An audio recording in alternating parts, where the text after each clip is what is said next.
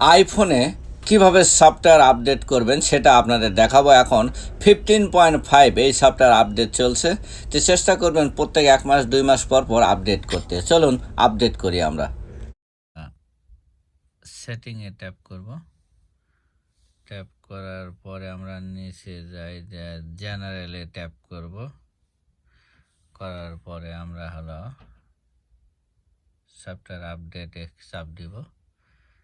দেওয়ার পরে দেখেন এখানে দেখা যাচ্ছে যে 15.5 এই সফটওয়্যারটা আপডেট হবে। আমরা এখন এই ডাউনলোড আর ইনস্টলে চাপ দেব।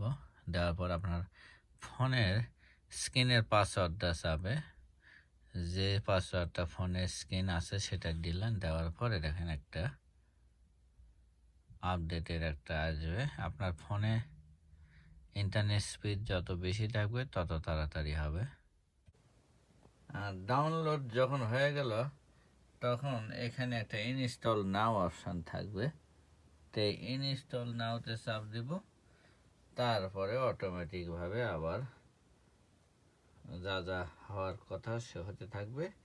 শুধু এইরকম কারেন্টের লাইন লাগিয়ে দিয়ে বসে থাকবেন বা দিয়ে রাখবেন, এবং মনে রাখবেন যে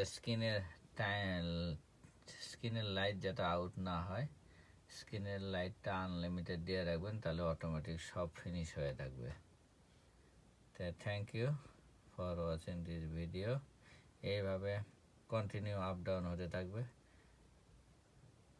একবার পাওয়ার যাবে, পাওয়ার আসবে, দেখ এই যে আবার আইছে, আবার আসছে।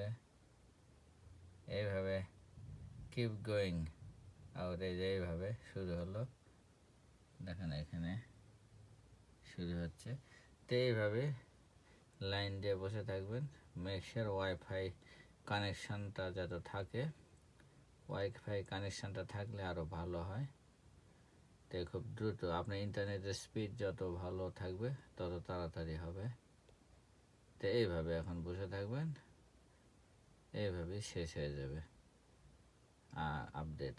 Thank you for watching this video.